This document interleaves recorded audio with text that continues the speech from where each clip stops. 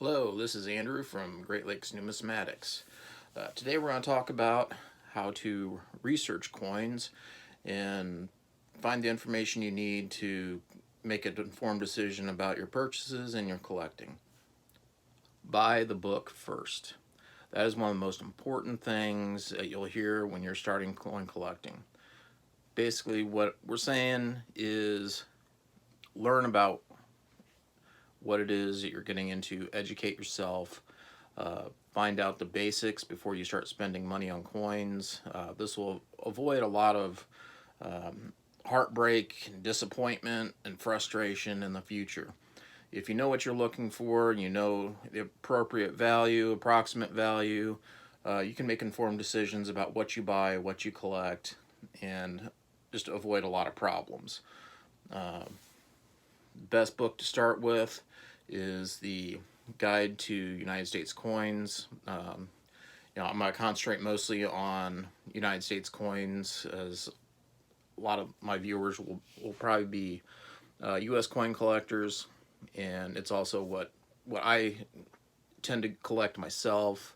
So I have a little bit more knowledge in that area than, say, world coins. I've done some ancient coins as well, but for the most part, I collect mostly U.S. coins. So that's where my knowledge base is. Uh, like I said, get this book first, browse through it, read the stuff that you find interesting, and work towards collecting in that area. Now, the Red Book has its advantages and disadvantages. The advantages is it's a basic guide. It tells you a lot of the basic information you need to get started.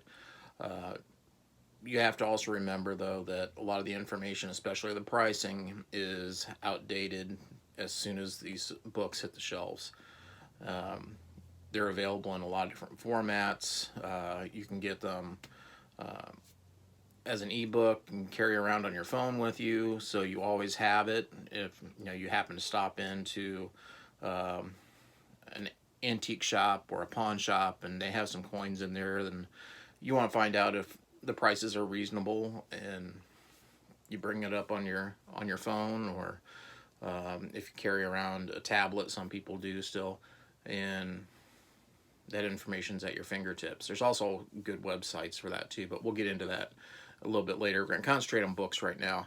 I like the spiral bound. It's easy to lay flat when you're looking through coins, coin roll hunting, or just have a large jar that you happen to be looking through. Somebody say, hey, yeah, you can look through my coins, see if there's anything worthwhile in there. The spiral bound is great for that.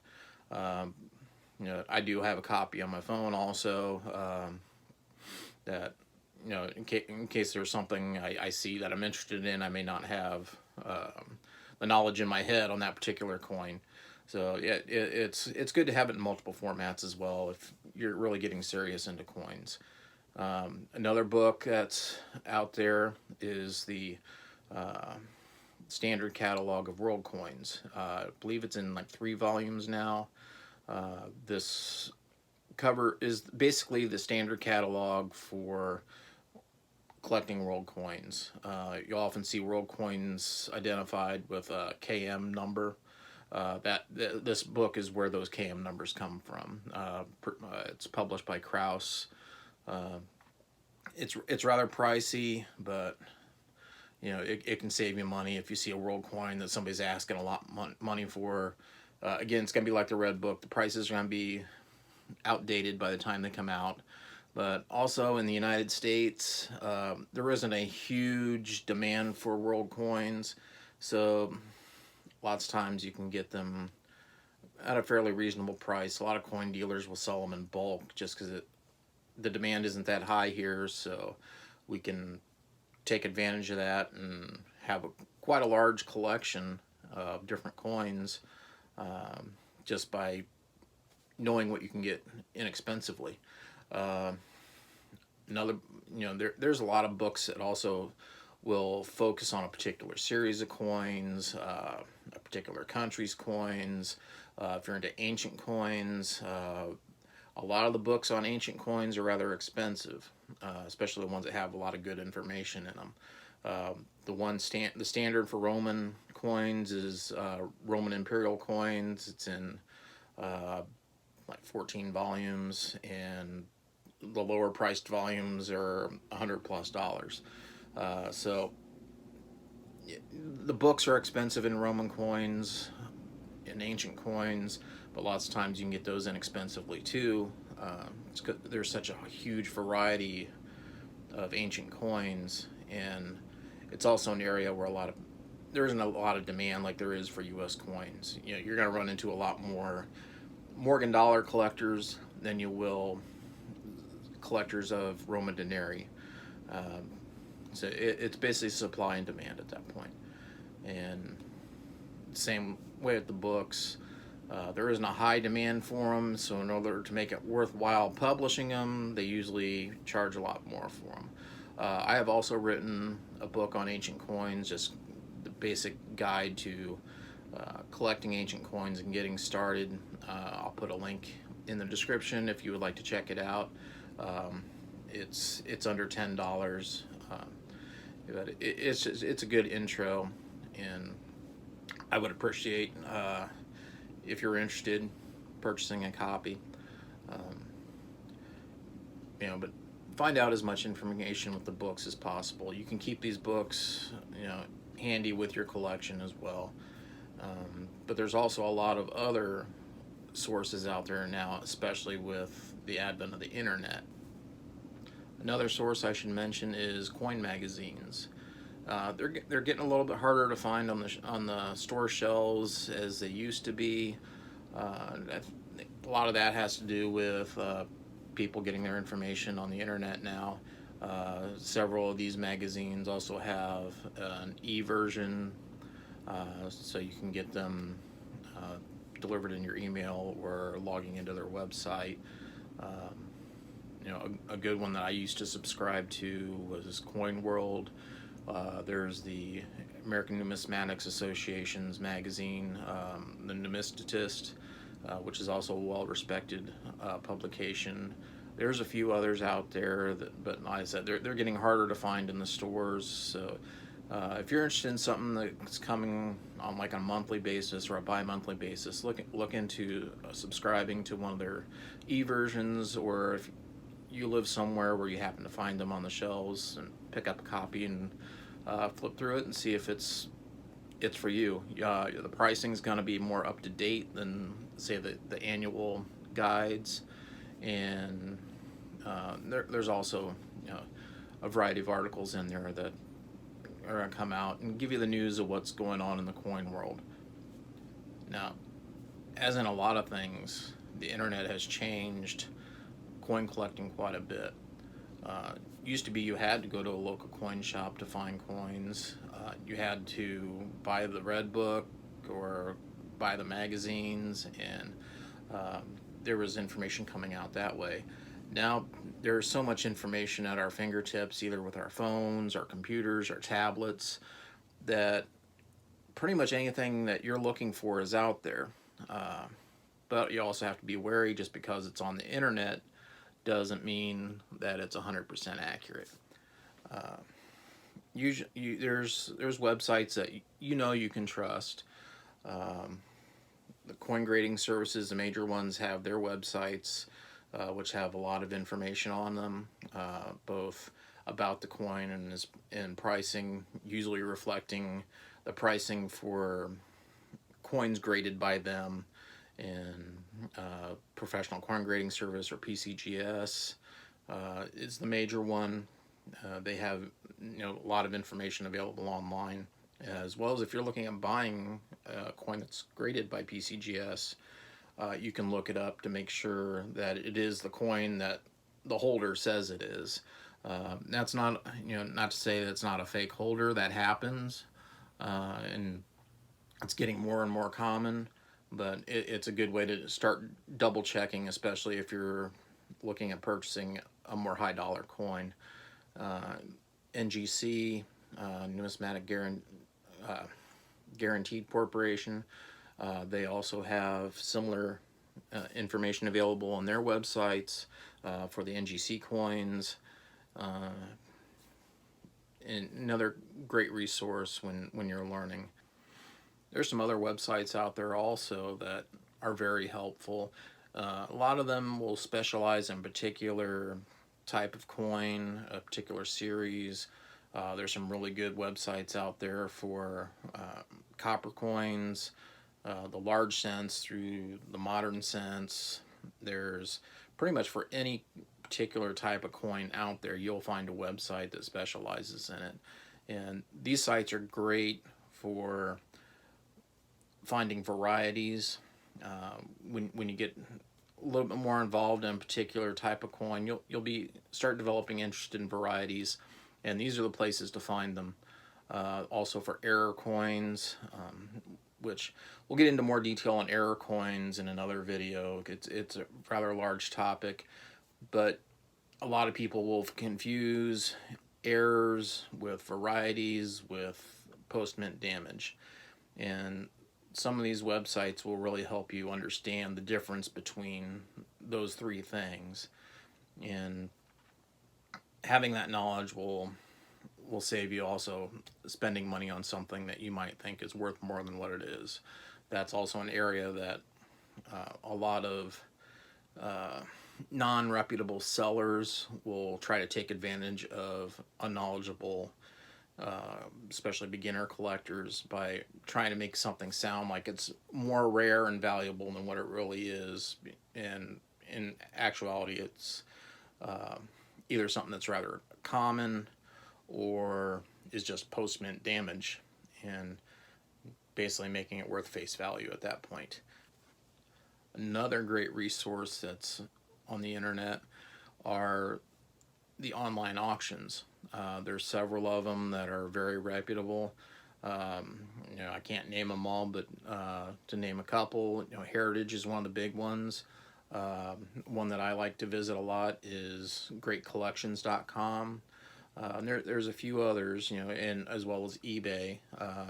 But like I mentioned in my first video, you got to be really careful about eBay, and you should be fairly knowledgeable about what you're doing before you start making a lot of purchases on eBay. Like I said before, there are some good sellers out there, but it is also a playground for scam artists and people trying to take advantage of people that don't have the knowledge that we're working on developing in these videos. The auction sites will always have a backlog, or not a backlog, but a archive of sold auctions, completed auctions. Use these as a price guide. These are going to be pretty much up to date. eBay is great for the lower valued coins, stuff that you're not going to find on the big auction sites, where they're wanting a pretty good commission off these coins, so they're going to be high dollar coins generally. eBay, you're going to find more of the more common stuff that lots of times your local coin dealer really doesn't have the time to really offer, and they're not going to make a whole lot of money off them to begin with. Stuff like common date wheat cents, stuff that sell for 10-15 cents. The dealer is probably going to pay 1.5 to 2 cents for the coin itself. They're going to put it in a holder, which is going to be another 2-3 cents, and the time it takes to come up with a grade, put it in the holder, mark it, and put it out for display isn't worth the profit margin. They're going to end up making, if they sell it for a fair value, they're going to make maybe a nickel. And so eBay is a good place to find some of this stuff, or buy stuff in bulk. Usually like wheat cents, you're going to be looking at buying these by the roll for the common date stuff. And that's a great way to start your collection too, is to search through these rolls. Again, be very careful about these on eBay. Common date, and they're going to try to tempt you, telling you they haven't searched them, that they'll put a coin on the end that's really nice, take a picture of it, and the price they're charging is probably 4 times the value of that coin, and they fill the rest of the roll with 40s and 50s common date wheat cents. So be careful of those. Not saying that all those are ripoffs, but I would avoid purchasing those. Um, if you're, I wouldn't pay more than maybe $4 for a roll, $4 or $5, and you might have to pay a little bit of shipping. But also look at your local coin dealers for these too. Lots of times they'll have them by the rolls. They'll get them in bulk, and they'll just roll them up. Lots of times not even looking at them. But again, it's probably been searched by somebody. So I'm kind of getting off topic here, but yeah, these are great places not only to get started, but also find the information that you need and want.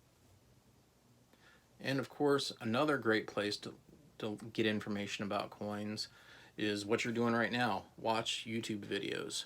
There's a lot of knowledgeable people out there making YouTube videos about coins. It's a great way to stay current in what's going on with coins. When a particular discovery of a variety comes out, lots of times you'll see 3 or 4 videos popping up on your home screen where somebody's talking about this particular coin, or like for example the recent release of the West Point quarters, which I'll touch on briefly here. The US Mint is releasing in 2019 for each design of the quarter that's being released, 2 million that are minted at West Point and have the W mint mark.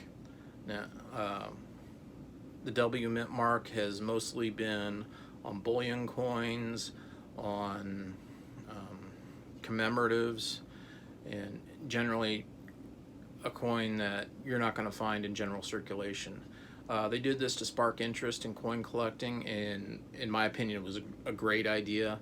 A lot of the different changes that have happened in US coinage has either been on such a massive scale that you kind of lose interest because it doesn't have much value, like the design changes of in 2009 of the Lincoln cent, the short run of the commemoratives of the design, the 4 designs that were released that year.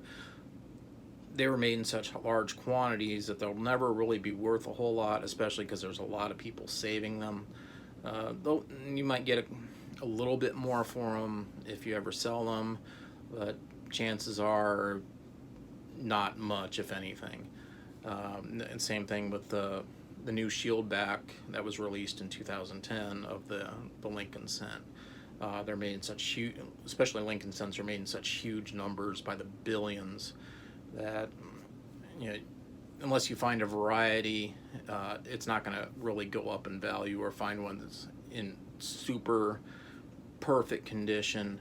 And modern graded coins is something that I'll reserve for another video as well, just because it's kind of a hotly debated topic, one that I'm on a particular side of, and but it's not really the main focus of this particular video. You also learn different ways of collecting on YouTube. There's a lot of really good coin roll hunters that post videos. They'll post videos of their coin hunts. They'll do live streams. I've learned quite a bit and been inspired by several of these YouTubers, and they're fun to watch. If there's a chat going on, you can chat with the other people watching, discuss either the coins that are being hunted, or oftentimes you'll discuss other topics within numismatics, and sometimes you'll start talking about movies or something completely unrelated, but it's a good way to build community, and especially on a national or world level, where you may live in a small town and you may be the only coin collector or one of a handful. So it's a way to reach out and learn from other people as well. Another resource that is out there that has some great benefits, but also has some drawbacks and pitfalls you need to be careful of. Social media, uh, Facebook. There's a lot of groups out there that discuss coins, post pictures of coins, and it's a great place to find information, learn from others, but it's also a great place to be led astray. Uh, Lots of times, as in any group of people that are especially into a particular thing altogether, such as coins, there's going to be a few people in there that are going to tell you they know everything, and they're going to be very loud about it. Uh, Nobody knows everything, especially when it comes to coins. Coins are such a huge subject that nobody can know everything, and they'll look at your picture that you posted and right away tell you that's fake, or they'll tell you a great big long explanation of uh, a coin that really isn't that interesting, or they'll tell you how their coin is so much better. And you'll spot these people right away, but don't let that discourage you from um, getting in onto Facebook groups, learn from some other people.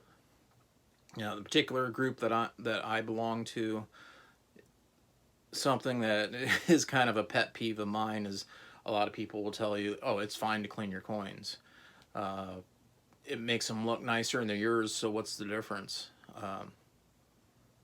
I have a big problem with that.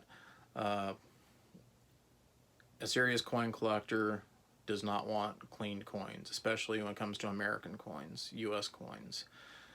Now, they'll tell you, well, you can't tell the difference, or after a while, the toning will come back, and that's just not true. Uh, Close inspection, if there's been any contact on this coin whatsoever, a little bit of rubbing, it's going to leave hairline scratches.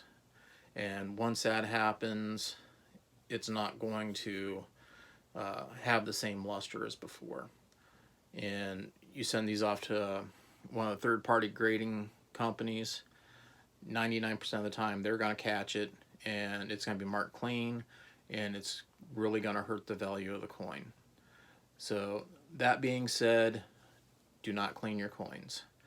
There are conservation companies pretty much ran as extensions of third-party grading companies, and in my personal opinion, I don't believe that's any better than cleaning them yourself. Um, Eye appeal is important to a coin as sometimes as much, if not more, than the grade of the coin, and we'll get more into grading in other videos as well. But that's also something you need to get the book for and learn some of the basic grading techniques. But yeah, stay away from clean coins. As a general rule, if I'm looking at a clean coin because I need that particular coin and can't afford a better quality coin, then I estimate about half the value. Uh, and when you're looking at older U.S. coins, sometimes the only way you're going to find it is either it's been cleaned in the past or damaged of some kind. It was really common, especially in the Civil War era, for coins to be holed and used as jewelry. Uh, and another area would be love tokens that were common in that era too, where soldiers or just people in general would carve their sweetheart's name into a particular coin, or symbols and designs, but that's a totally different area of collecting also. But that's something to watch for. Hobo nickels. That's, an area where the coins are damaged, but it's kind of taken off on its own little uh, collecting area where people actually enjoy these. So it's a little different than a damaged coin per se. Another great resource, if it's available to you, are coin clubs. Um, they don't seem to be as prevalent as they used to be, but usually if you're in a decent sized town, you'll be able to find a coin club. Uh, this will allow you to meet with other like-minded people that are interested in coins. Lots of times they'll have talks at their meetings that will discuss a particular coin. One coin club that I visited, a place I used to live, would bring in guest speakers, maybe from PCGS, or if there was a mint nearby, they might bring in somebody to talk U.S. coins or other coins. And it's also a great place to socialize with other collectors. And also they'll often have auctions, either every meeting or every so often, where you can buy and sell your coins. They'll have raffles where you might be able to pick up a coin. It's also another great way to join the coin collecting community and also learn from your peers. One thing that I also was part of was an informal coin club, so to speak. It was basically when I was selling on eBay quite a bit. Several of us that either sold or were just interested in coins would meet weekly for breakfast.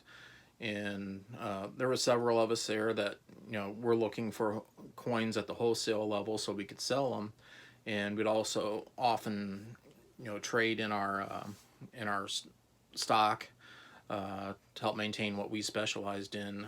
For example, at the time I was really into barber halves, and a friend of mine was into the selling Morgan dollars. So if one of us was able to get a hold of a little more stock that we weren't really wanting to list ourselves, we could trade back and forth, as well as being part of the coin collecting community and learning from each other. This is a great way to do it. One of the guys that was involved was a full-time coin dealer that didn't have a shop, but he specialized in going to shows and just buying from people individually. And he always had great stuff for me to look at or purchase. And finally, let's talk about coin shows. Coin shows are an excellent way to learn. You'll have quite a few people there, enjoying the show, people selling at the show. And if you're at a local coin show, you'll probably see the same people there all the time. And the local coin dealers, it also gives you an idea of what they specialize in, as well as an opportunity to talk with different people, find out where the best place to find what you're interested in, and also to start developing relationships with coin dealers that may not be in your specific locale. See if it's worth taking a trip to the next town over to check out a coin shop. See if that particular coin dealer is someone that you can develop a relationship with or not. Coin dealers, like any other group of people, some of them are more personable than others, and not saying if they're not worth going to, but if you develop a relationship with somebody, you can usually learn more from them, as well as when you're buying, lots of times get a little bit better deal from them. And another great reason to go to coin shows, if you go to a bigger coin show, lots of times they'll have seminars where you can learn from specialists that in a particular area. Some coin shows will have representatives from the mint, representatives from the coin grading services, different publishers, and just a lot of different resources that you may not have access to on a regular basis. So it's a great place to go. And some of these coin shows, you'll see coins that you may not ever see anywhere else. You know, the one particular coin show I went to in San Jose uh, had a gold coin on display that sold for like $2.8 million. And you know, of course, there was guards and everything around it, but that was a coin I'm probably not going to run into at my local coin shop, or I'm definitely not going to find it in my chain. So it was an opportunity to be able to see something like that and just enjoy it for myself. So yeah, I hope you found this video informative. I hope you enjoyed it, found it a little entertaining. And if you did, please feel free to share it, subscribe.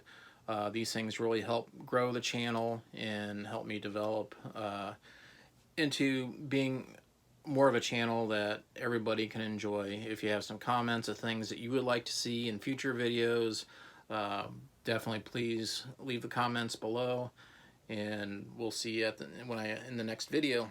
Thank you very much.